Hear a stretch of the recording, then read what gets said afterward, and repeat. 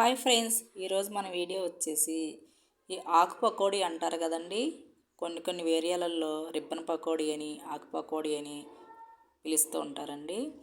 ఈరోజు దీన్ని ఎలా తయారు చేసుకోవాలో చూద్దామండి. ఇక్కడ నేను పచ్చిపప్పు చూసారా, ఒక హాఫ్ కేజీ వరకు పచ్చిపప్పు తీసుకొని శుభ్రంగా కడుక్కొని నానపెట్టానండి. ఒక 1 అవర్ వరకు, 1 అవర్ అయితే నానిపోతాయి. చూసారా, 1 అవర్ తర్వాత చక్కగా నానిపోయినాయి. ఇప్పుడు ఈ పప్పును మనం ఉడికించుకోవాలండి. కుక్కర్లో పెట్టి మెత్తగా ఉడికించుకోవాలి. ఈ విధంగా చూసారా, చక్కగా ఉడికిపోయింది. ఇది వేడి చల్లారాలండి. పప్పు అంతా వేడి తగ్గిన తర్వాత మనం మిక్సీ గ్రైండర్లో ఇలా మెత్తని పేస్ట్లా మిక్సీ చేసుకోవాలి. ఈ విధంగా మెత్తని పేస్ట్లా చేసుకోవాలండి. నెక్స్ట్ ఇది బియ్యపు పిండి అండి. మన పొడి బియ్యంతో పట్టించిన బియ్యపు పిండి 2 కేజీల వరకు బియ్యపు పిండి తీసుకున్నాను. ఈ విధంగా మెత్తగా జల్లించుకొని తీసుకోవాలండి. ఇప్పుడు మనం పిండికి తగినట్టుగా, అంటే మనం తినే కారాన్ని బట్టి కారం వేసుకోవాలండి.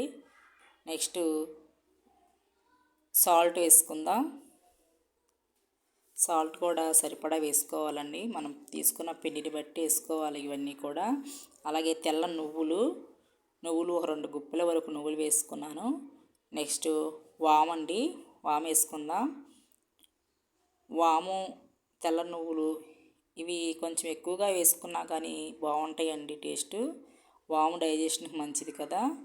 అలాగే చిన్న టీ స్పూన్ పసుపు వేసి ఇవన్నిటిని పిండిలో కలిసేలా చక్కగా కలుపుకోవాలండి.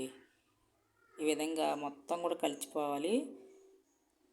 చక్కగా కలిపేసుకొని పిండిలో చూసారా, అక్కడ కలిసిపోయింది.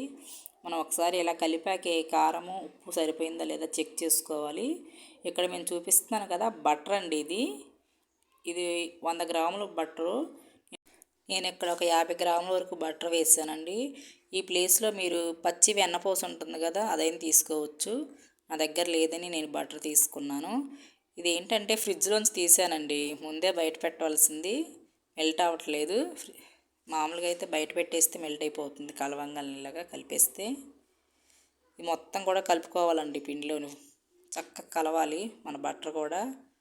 నెక్స్ట్ మనం ఉడకబెట్టి పెట్టుకున్న పప్పు ఉంది కదా, ఆ పప్పు అంతటిని కూడా తీసుకుందామండి. ఈ విధంగా పప్పు అంతటిని కూడా చక్కగా వేసేసుకొని ఈ పప్పు అంతా కూడా మనకి బియ్యం పిండిలో కలిసేలాగా కలుపుకోవాలండి. మొత్తం కలవాలి చక్కగా. కొంచెం టైం పడుతుంది, అయినా చక్కగా కలిపేసుకోవాలి పిండి అంతటినీ కూడా.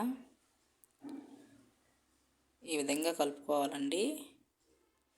చూసారా, అక్కడ కలిసిపోయింది. ఈ విధంగా పప్పు అంతటినీ చక్కగా కలిపేసుకొని చూసారా, మనం పిండిని పట్టుకొని ఇలా నొక్కితే ముద్దలా అవుతుందండి. అన్నీ కూడా సరిపోయినాయి కరెక్ట్గాని. ఇది కొంచెం కొంచెంగా వాటర్ వేసుకొని ఇలా కలుపుకోవాలండి. ఈ విధంగా పిండి మనకి ఇలా ముద్ద ఇలా కలుపుకోవాలి. చూసారా, చక్కగా కలిపేసి పక్కన పెట్టుకుందామండి. నెక్స్ట్ స్టవ్ ఆన్ చేసి ఆయిల్ పెట్టుకుందామండి. కడాయిలో ఆయిల్ హీట్ ఎక్కాక చూసారా, ఇది ఆకు పకోడీ తయారు చేసే తడిక అండి. ఇది ఐరన్ సామాన్ అమ్మే షాపుల్లో దొరుకుతుంది. దీంతో మనం చాలా ఈజీగా చేసుకోవచ్చు ఆకు పకోడీ. రిబ్బన్ పకోడీ అంటారు కదా అవి. చూసారా, పిండి ముద్దని దాని మీద పెట్టి మనం ఇలా చేత్తోనే, మనం ఎక్కువ ప్రెస్ చేయాల్సిన అవసరం లేదండి. చాలా స్లోగానే ఇలా అంటే వెళ్ళిపోతుంది, పిండి దిగుతుంది కిందకి. మనకి రిబ్బన్స్లా చక్కగా దిగిపోతాయి. ఈజీగా చేసుకోవచ్చండి, చాలా సింపుల్. ఈ విధంగా పిండి అంతటినీ కూడా హీట్ రాకముందే కొంచెం ఫాస్ట్గా రుద్దేసుకోవాలి. చూసారు, ఈ విధంగా చక్కగా వచ్చేస్తాయండి.